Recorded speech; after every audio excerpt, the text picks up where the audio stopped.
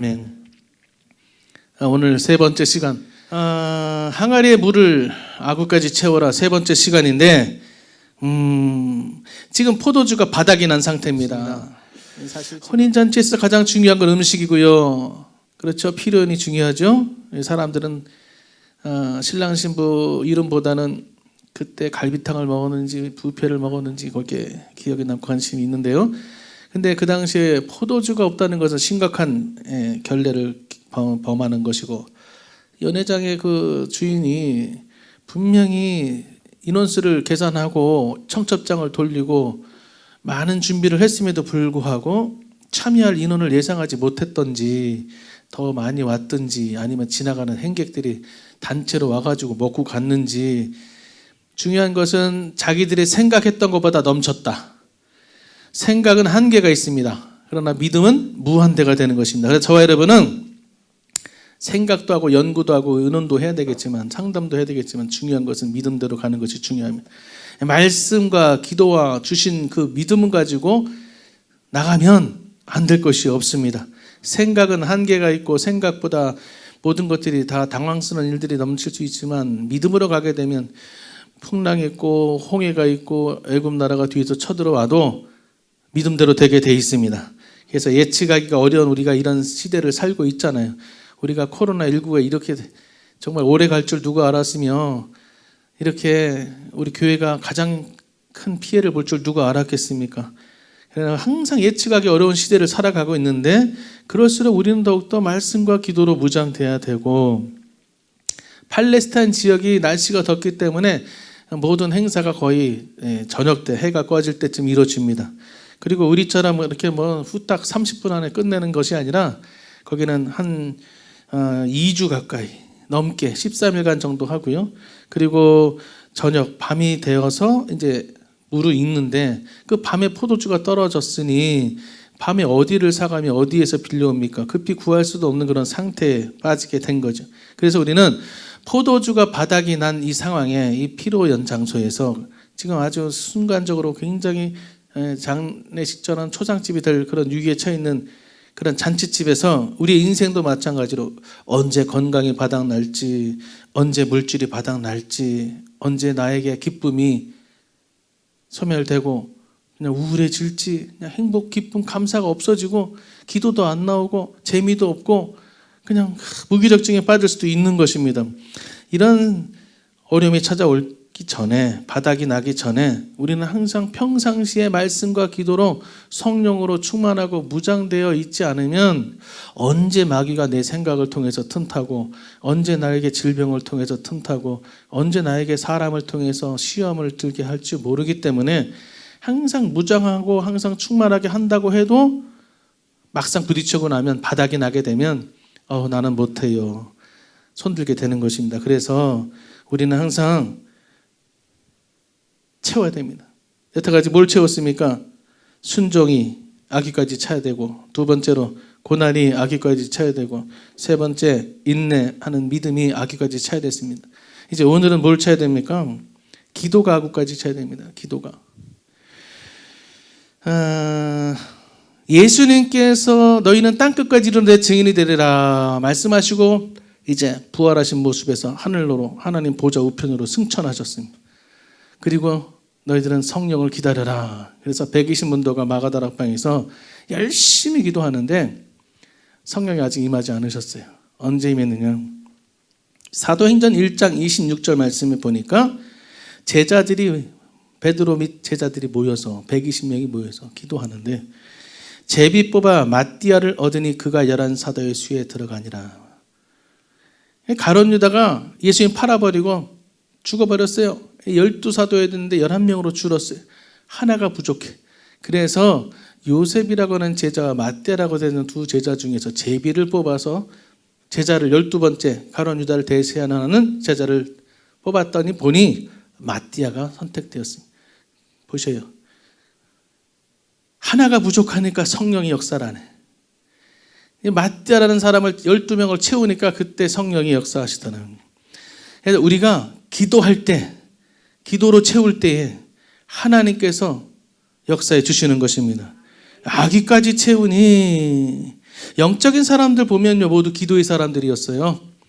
그래서요, 기도의 습관이 붙으려면, 그러니까 어떤 행동, 활동, 연구하시는 분들이 내놓은 논문 중에 보면 습관이 붙으려면, 몸에 붙으려면, 익으려면 똑같은 행동을 2000번 이상 해야 습관이 된답니다. 매일 해야 된다는 거죠. 그럼 날로 따지면 한 5년이 됩니다. 그것도 빠짐없이 매일 해야 되는 거예요. 그러면 5년 정도 2000번이 되는데 우리의 기도가 그렇게 매일매일 해야 되는 거예요. 습관은 가장 힘든 일을 가장 쉽게 할 수 있는 그런 좋은 장점이 있습니다. 기도가 습관만 되면, 그냥 새벽 예배도 습관만 되면 눈이 떠지게 돼 있어요.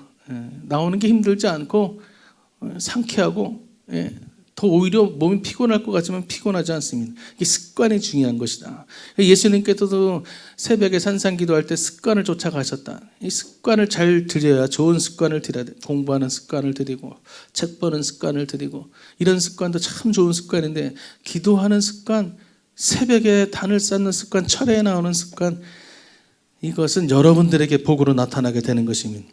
기도는 누가 할 수 있느냐? 습관 있는 사람이 기도할 수가 있고 또 어떤 사람? 겸손한 사람이 기도할 수 있습니다. 교만하면 기도 못합니다. 어떤 사람이 교만한 사람입니까? 하나님께 기도하지 않는 사람이 아주 교만한 사람입니다. 왜? 하나님 도움 없이도 나는 스스로 나 통장에 돈이 있어, 나 집에 부동산이 얼마 있어, 내가 가지고 있는 학벌과 스펙 지식이 있어, 나에게는 아내도 있고 자식도 있어, 뭐 직장에 가면은 나에게 무슨 뭐가 있어, 이렇게 세상과 환경과 자기를 의지하는 사람은 절대 기도하지 않습니다. 믿음이 없는 사람이죠. 그래서 기도는 겸손한 사람이 할 수 있다. 자, 그래서 겸손하지 않고 기도하지 않는 사람은 어떤 사람이요? 교만한 사람. 그런 교만한 사람은 어떤 사람이에요? 하나님께 기도하지 않는 사람. 하나님께 기도하지 않는 교만한 사람을 하나님께서 어떻게 하십니까? 겸손하게 만들어서 기도하게끔 무릎 꿇게 만드신다. 그래서 건강을 치기도 하고 사업을 망하게 하기도 하고 또 사람을 통해서 시험을 들기도 하고 천부이저 의지 없어서 애통하며 마음을 찢고 콧물 눈물을 흘리면서 나와서 하나님께 기도하니 그때서 이제 새벽하고 철야하고 기도 올라가서 금식한다고 난리를 치죠. 그래도 그렇게나마 나오는 게 다행이에요. 근데 끝까지 교만한 사람은 끝까지 기도하지 않습니다. 기도에 무릎을 꿇지 않으면 결국 문제 앞에 무릎을 꿇게 되고 하나님 앞에 무릎을 꿇지 않으면 결국에는 사람 앞에 무릎을 꿇을 수밖에 없는 것입니다. 그래서 하나님께 살려달라고 기도해야 되는데 하나님한테 기도하지 않고 사람한테 도와달라고, 사람한테 살려달라고 도울 힘이 없는 그런 모든 세상 사람들에게 잘못 구하게 되는 것입니다. 그래서 저와 여러분은 하나님께만 무릎 꿇고 이 용산 성전에 나와 기도하시면 이 용산 성전에서 하나님 만나주시고 응답, 결과, 모든 축복이 나타나게 될 줄로 믿습니다. 그래서 기도 외에는 이런 이유가 없다. 예레미야서 33장 3절 하나님 이렇게 말씀하십니다. 잘 들으세요. 너무 유명한 말씀이지만 잘 들으시기 바랍니다. 하나님의 응답을 받기 위해서는 인내만 해가지고는 안 돼. 지난번에 인내 배웠죠. 인내는 믿음의 세 번째 항아리였는데 오늘 네 번째 항아리는 기도입니다. 인내만 한다고 되는 것이 아니라 너는 내게 부르짖으라. 내가 내게 응답하겠고 내가 알지 못하는 크고 은밀한 일을 내가 보이리라. 인내하는 사람에게 보여준다고요? 참기만 하는 사람에게 보여주는 게 아니라 누구에게? 부르짖는 사람에게 응답해 주신다. 기도하는 사람에게 응답해 준다 그랬지 그냥 참고만 그냥 마음속으로만 생각하는 사람만 그냥 교회 나가야지, 새벽에 나가야지, 철야 기도해야지, 순종해야지 말로만 생각만 하는 사람에게는 역사가 없고 부르짖는 사람, 어떤 사람? 속삭이는 사람이 아니라 중언부언하는 사람이 아니라 부르짖는 사람. 할렐루야. 부르짖어요. 부르짖어 되는 것입니다. 부르짖을 때 하나님은 우리에게 기도하면 응답해 주신다 분명히 약속하셨어요. 지난주에 저희가 이제 기도할 때 철야 예배 때 통성기도 시간에 기도한 게 있어요. 두 가지. 첫 번째 우리 윤경숙 권사님, 윤경숙 A 권사님이시죠. 윤경숙 권사님께서 그러니까 수요일이죠. 지난주 수요일 날 제 방에 오셔서 이제 말씀을 하시죠. 저는 이제 잘 모르죠, 상황을. 여러분 잘 한번 아시는 분도 계시겠지만 3년 전에 유방암 수술을 하셨어요. 그런데 정기 검사를 하셨는데 3년이 지났죠. 뭐 우리들 말로는 5년이 지나야 이제 안심할 수 있고, 그렇다고 완치는 아니고 좀 더 이제 조심해서 이제 어느 정도는 이제 회복이 이제 거의 돼가는 상태인데 3년인데 의사의 소견으로는 이상 징후가 보인다. 이 정밀 검사를 다시 받고 그때 다시 얘기하자 해서 사실 당사자 입장에서 얼마나 하늘이 무너집니다. 예, 얼마나 놀라고 얼마나 무섭습니까? 다시 또 그 어려운 과정을 겪어야 된다는 것을 볼 땐 정말 이거는 본인 아니면은 정말 당해보지 않으면 모르는 거죠. 그래서 간절히 기도해 드렸어요. 기도해 드리면서 새벽에 나와라. 그랬더니 집이 남양주네. 그래서 이건 목사지만 이건 너무 좀 어떤 DC를 해드려야겠다. 인간적으로 또 DC를 해드리겠다. 좋아.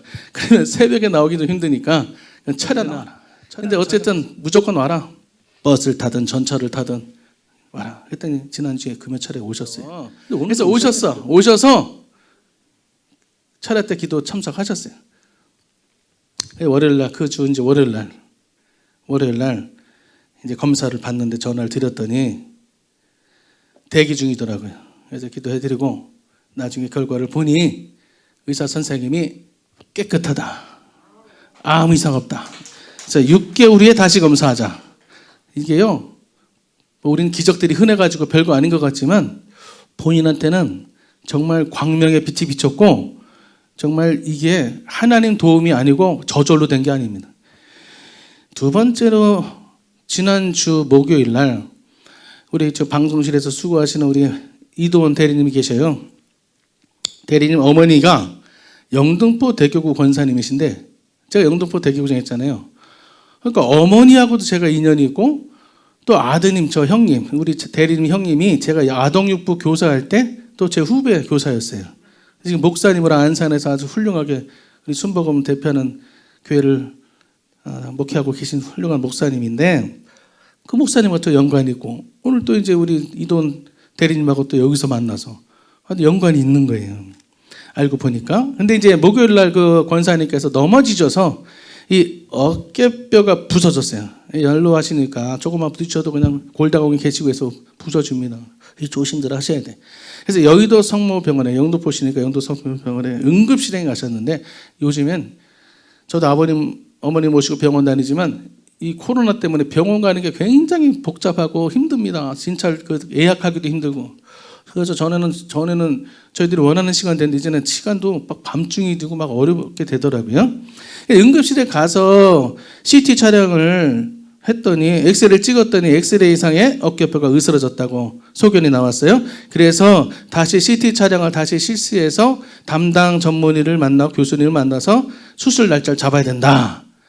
그런데 응급실에서 일반 병실로 가기는 너무 힘들고 아파서 고통하시는 어머니에게 계속 응급실에 며칠 동안 계실 수도 없고 그래서 다른 병원 옮겨야 되는 거예요.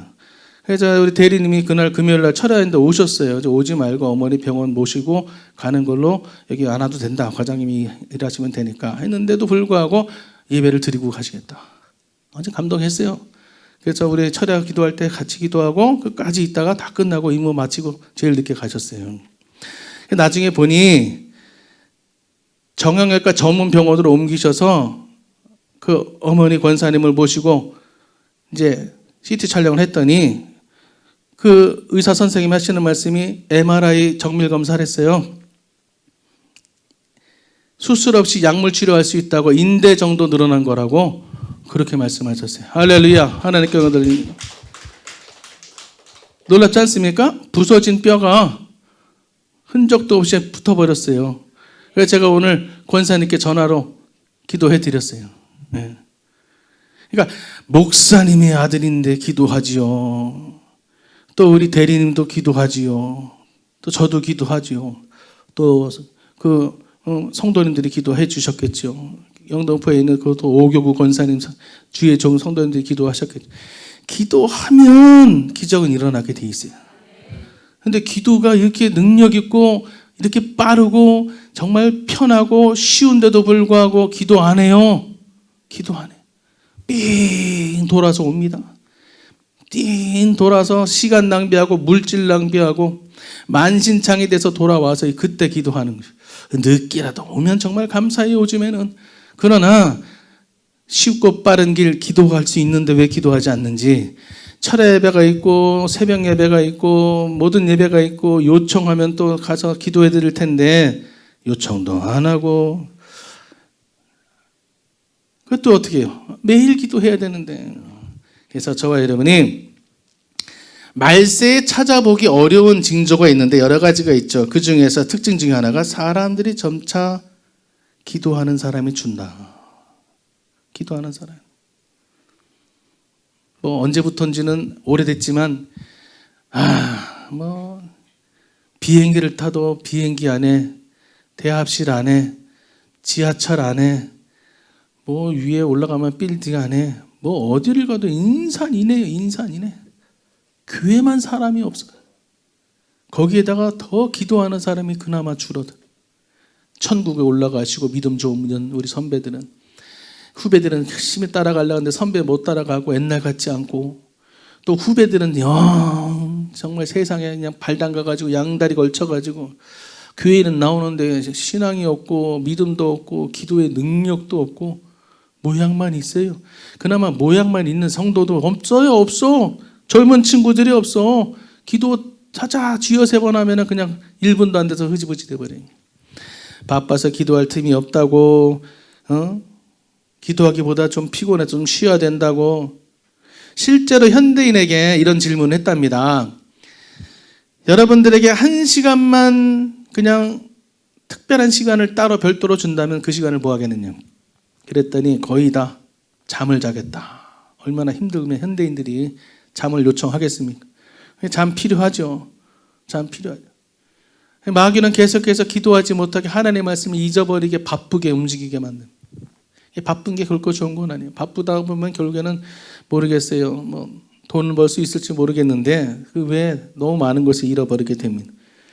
주님께서 공생의 마지막 시간에 뭘 하셨어요?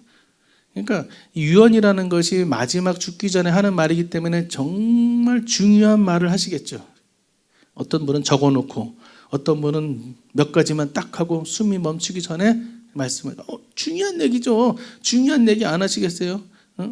그 중요한 얘기를 우리 예수님이 무슨 일을 하셨느냐, 십자가 달리기 전에 겟세마네 산에서 기도하셨다.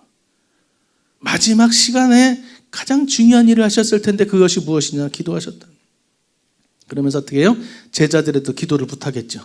그런데 제자들은 어떻게 했어요? 주무셨어요. 영락없이 3번 다 주무셨어요.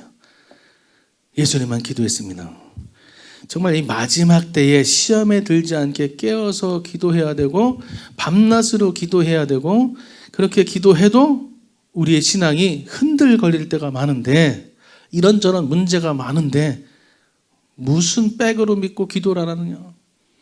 이 교회를 이렇게 가까운 곳에 이 용산 성전에 있는데 멀리서도 오시잖아요. 멀리서도, 누구라고 말씀 안 들어도 멀리서도 오시는데 가까이 있는 분들 정말 죄송한 마음을 가지고 나와야 돼요. 이렇게 아름답게 지어주고 아름답게 가까운 곳에 지어졌는데.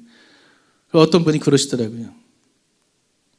전화를 하다 보니 너무 멀리 가 계신 거예요. 나오라 그러니까 너무 멀어서 못 간대요. 아이고, 왜 이렇게 멀리 가셨어요? 집값 오르고 갔죠? 집에 안 올라가요. 멀리 갔는데 복을 받겠습니까? 무슨 복이에요? 혹시 만에 하나 정말 부동산이 올라올 수도 있어요. 몇 배로 오를 수도 있어요. 수준을 맞을 수도 있어요. 그러나 그것이 복이냐? 성전 떠나서 집을 샀는데 교회는 못 나와도 집값은 오랐다. 아이고, 하나님이 축복해 주셨네. 그런 거예요? 제가 만약에 그 전 집에 신방 가면요, 절대 축복 못 줍니다. 그냥 인쇄칠해나 하러 가는 게 아니니까 필요한 말씀을 전해주기 때문에 상처가 돼도 말씀은 전해야 되죠. 주의 종이. 집이 제일 좋은 집은 어떤 집이냐? 파출소 가까운 집, 소방서 가까운 집, 전철 가까운 집이 아니고 성전 가까운 집입니다. 할렐루야. 할렐루야. 네. 5번째 항아리, 감사도 하고까지 차야 된다. 감사. 내일 모레가 추수감사절입니다. 데살로니가전서 5장 18절에 범사에 감사하라. 이것이 그리스도 예수 안에서 너희를 향하신 하나님의 뜻이니라. 불평하고 원망하는 사람에게는 늘 불평하고 원망할 일들만 생깁니다. 감사하는 사람에게는 감사할 일들만 생기고요. 감사가 있다면 그 사람에게는 은혜가 있다는 것이고, 은혜가 떨어지는 순간 감사도 떨어진다. 감사는요, 고도의 훈련이 필요합니다. 고도의 훈련이 필요해요. 억지로라도 감사해야 돼. 억지로라도 감사하게 되면, 그것이 훈련되면 늘 입에서 감사가 나오게 되어 있습니다. 그 감사 때문에 잘못될 것도 잘 되게 되는 것입니다. 이 감사는 저절로 입으로 나오진 않아요. 노력해야 되고, 훈련돼야 되고, 성령께서 내 입술을 열어야 되고, 성령께서 내 속을 뒤집어 놔서 감사하는 사람으로 만들어 주셔야 됩니다. 디모데전서 4장 4절 이후에 보니까 하나님께서 지으신 모든 것이 선함에 감사함으로 받으면 버릴 것이 없나니 하나님의 말씀과 기도로 거룩하여 짐이라. 할렐루야. 하나님께서 거룩하시고 선하시고 사랑이신데 하나님으로부터 받은 것은 질병일지라도 그것을 감사할 때에 전화유복이 되는 것입니다. 합력하여 선이 이루어지게 되는 것입니다. 질병을 통해서, 문제를 통해서, 어려움을 통해서 하나님께 무릎 꿇게 되는 것이 감사고, 그 무릎 꿇고 기도를 통해서 하나님을 만나는 것이 감사고, 할렐루야. 모든 것을 감사라 볼 수 있는 능력이 우리에게 있어야 됩니다. 마지막, 성령도 아구까지 차야 된다. 제일 중요한 게 뭐냐? 성령. 성령 없으면 내가 순종해야지, 기도해야지, 감사해야지. 돼요, 안 돼요? 안 돼요. 절대 안 됩니다.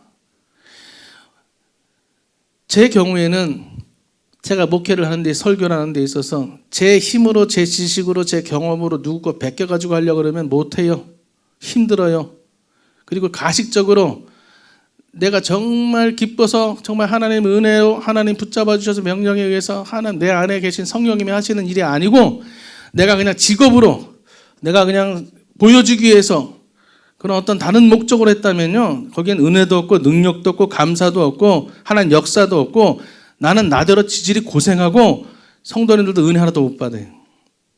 그러니까 결국은 뭐냐? 마지막 성령으로 차야 된다. 6번째 항아리가 채워지지 않으면 순종도 헛것이요, 감사도 헛것이요, 다 자기 중심으로 자기 노력을 한 것밖에 안 됩니다. 그러나 6번째 성령의 항아리 아구까지 채워질 때에 순종도 쉬워요, 기도도 쉬워요, 인내도 쉬워요. 할렐루야. 왜? 사람이 절대 못합니다. 그래서 내가 하려고 하지 말고, 내가 하려고 하면, 내가 사업하려고 하면, 내가 성공하려고 하면, 내가 봉사하려고 하면 그렇게 힘든 것이 교회 신앙생활이. 그러나 성령으로 충만하면 순종이 제일 쉬워요.